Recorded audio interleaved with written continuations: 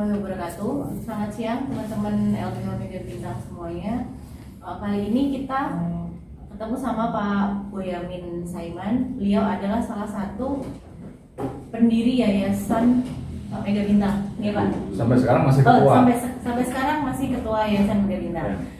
Mungkin boleh sedikit memberikan pesan dan untuk pengurus LBH Mega Bintang yang baru saat ini apa? Bahwa Mega Bintang itu termasuk satu gerakan untuk membela wong cilik, intinya kan itu. Nah, kemudian diformulasikan menjadi formal menjadi Yayasan Mega Bintang.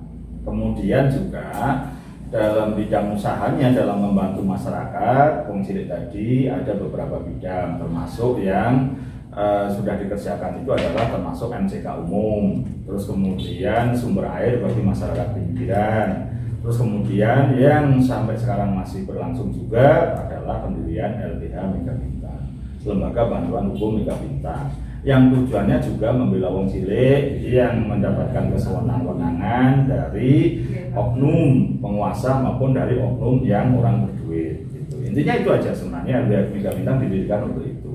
Nah, mau tidak mau karena ini membela orang cilik, wong cilik dan masyarakat secara keseluruhan, mau tidak mau menyentuh dunia politik, yaitu dalam rangka juga untuk merubah kebijakan-kebijakan yang lebih pro rakyat dan menentang kebijakan-kebijakan yang tidak pro rakyat, sehingga ya kadang-kadang dalam gerakannya juga ikut melakukan protes terhadap kebijakan-kebijakan yang dirasakan itu tidak menguntungkan rakyat gitu. Dan kemudian protesnya ya bentuknya gugatan, bentuknya juga melakukan demo bersama masyarakat yang lain, melakukan kadang-kadang demonstrasi gitu. Jadi ya ini konteks LBH ini memang sejak dulu, kalau LBH yang benar ya selalu begitu, bahwa membela orang kecil dengan pertama paling tidak mengutip biaya yang besar, kalau bisa malah digratiskan kan gitu kan. Dan alhamdulillah negara sekarang kan mulai sudah menyubsidi untuk perkara-perkara yang memang melibatkan orang miskin supaya dibiayai oleh negara, dan itu yang kita perjuangkan sampai sekarang. Dan juga setidaknya salah satu kegiatannya adalah penyuluhan masyarakat. Nah itu supaya apa? Supaya tidak semua orang nanti ketika ada permasalahan hukum berbondong-bondong ke LBH Mega Bintang, supaya mereka juga mampu membela dirinya sendiri atau membela tetangganya atau temannya. Mungkin hingga saat ini LBH Mega Bintang juga masih konsisten ya bergerak untuk membela wong cilik ya Pak ya. Dengan jargonnya LBH Mega Bintang itu bolone wong cilik. Ya, gitu. Terus justru itu maksudnya bolone wong cilik itu kan bersama-sama wong cilik gitu. Jadi pada konsep itulah tidak hanya sekedar membela, tapi bersama-sama wong cilik itu bagaimana mereka mendapatkan suatu hal atau bahkan semua hal yang mestinya negara bisa memberikan ke rakyat. Dan itu kan masa kita harus mengulang pasal 335 bahwa orang miskin dan orang yang fakir miskin dibiayai oleh negara, dan kita mengambil peran itu.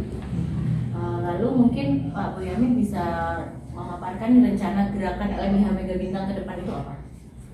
Ya tetap ada konsistensi itu, bahwa membela orang kecil dan juga kemudian mungkin akan lebih banyak bersinggungan dengan kebijakan-kebijakan penguasa yang itu tidak menguntungkan rakyat kecil.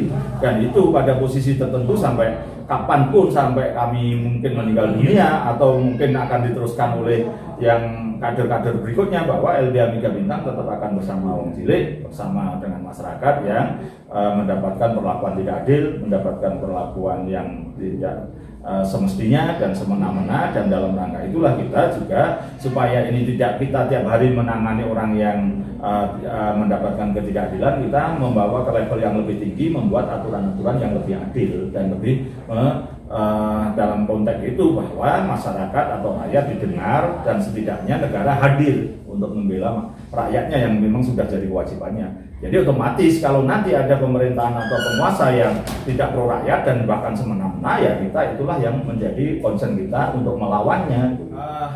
Seperti yang akan kita kerjakan dalam rangka akhir-akhir ini kan ada sesuatu yang terus terang aja menyentuh hati nurani kita, di mana ini kalau dalam kehidupan dunia demokrasi dan juga penegakan hukum mestinya tidak terjadi, yaitu adanya pengamanan seorang mahasiswa di Jogja yang itu asalnya kalau tidak salah Selawi, yang dalam tweetnya di dunia online dia mengatakan mengkritik apa yang bisa dilakukan Gibran, karena Gibran itu kan hanya jabatan aja dikasih kan gitu kan. Nah itu mestinya sesuatu yang kritik membangun malahan untuk memacu, dan nyatanya Gibran sendiri juga tidak melapor kepada polisi, merasa tidak nyaman dengan komentar itu, tapi tiba-tiba mahasiswa tersebut diamankan, dijemput dan dibawa ke kantor polisi Surakarta, dan kemudian yang bersangkutan membuat pernyataan secara terbuka meminta maaf dan menghapus kritikannya itu.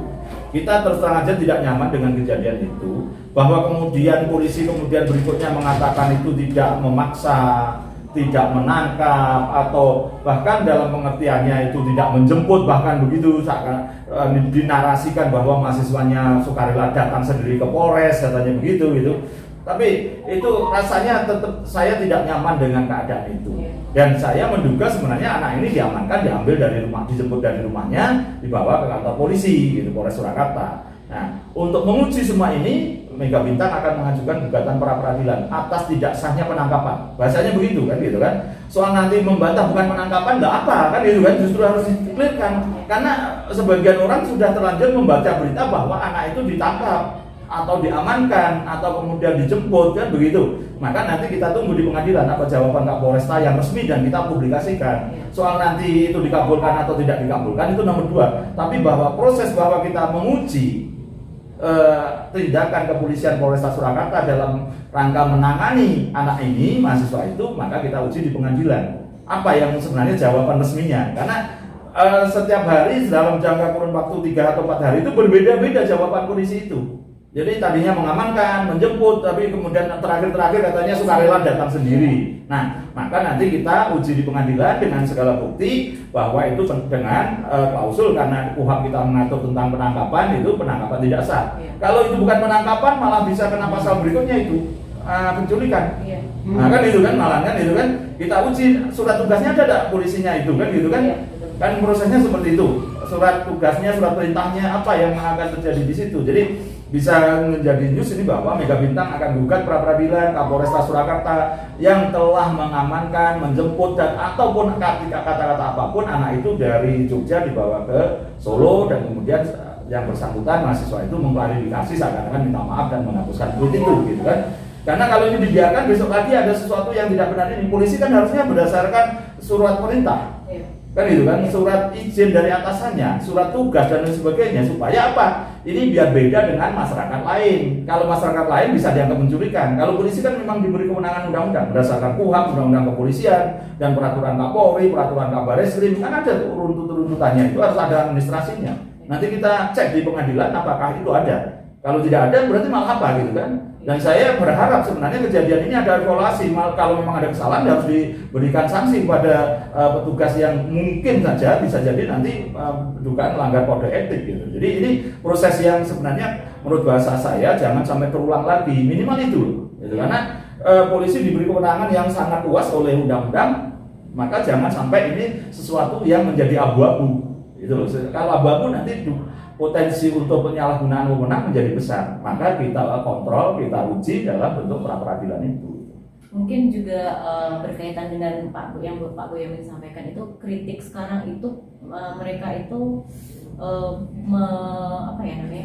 menyamakannya dengan pelanggaran UU ITE, Pak, seperti itu. Iya, kan gini, kadang-kadang teman-teman mahasiswa ataupun barisan oposisi pun kadang-kadang karena kejengkelan hatinya itu kemudian gemes, kemudian mengupload sesuatu yang kadang-kadang memang ada nuansa pencemaran nama baik. Maka saya juga menghimbau kepada teman-teman itu jangan terlalu menyerang pribadi, itu loh. Kalau kebijakan itu loh. Selama ini kami dengan Pak Mudrik dan kawan-kawan di Mega Bintang aman-aman aja, karena kita menyerang dan melawan kebijakan yang salah, kebijakan yang merugikan rakyat, gitu loh. Jadi itu yang kita jangan sampai menyerang pribadi. Itu kan pribadi apapun juga manusia punya harkat dan martabat, gitu loh. Jadi kadang-kadang teman-teman itu saking jengkelnya maka kemudian menyerang pribadi, gitu loh. Gatel tangannya, gitu loh. Jadi harus kita bedakan itu. Tapi juga pemerintah, saya himbau juga tidak tipis kupingnya gitu loh, sedikit-sedikit diproses, sedikit-sedikit proses. Kita lihat gitu kan, dalam sistem hukum pidana kan juga ada mens rea, niat jahat kan gitu kan. Iya. Kalau niatnya itu memang mengkritik dan dari satu rangkaian memang mengkritik, ya itu malah harusnya terima kasih gitu loh. Negara ini ada karena ada oposisi, ada sistem check and balance kan gitu. Baik, kalau begitu ini sebagai penutup ya Pak Bu. Ya. Mungkin ada pesan nih buat teman-teman di LBH Mega Bintang. Ya kalau berani masuk LBH Mega Bintang atau siapapun yang berani bergerak membela rakyat jangan takut-takut, itu kan seperti biasa kan sanepo kita kan lek wani aja wedi-wedi lek wedi ya rasa wani turun ning omah wae gitu. Jadi ini nanti kita uji teman-teman ini dalam pengertian ini kan nampak belum terus terang aja belum menggetarkan kami yang senior-senior gitu. Maka kami tunggu letupan-letupan yang junior-junior ini kami sehingga merasa bangga. Itu aja kami tunggu. Makasih. Terima kasih Pak Boyamin kedatangannya. Ya.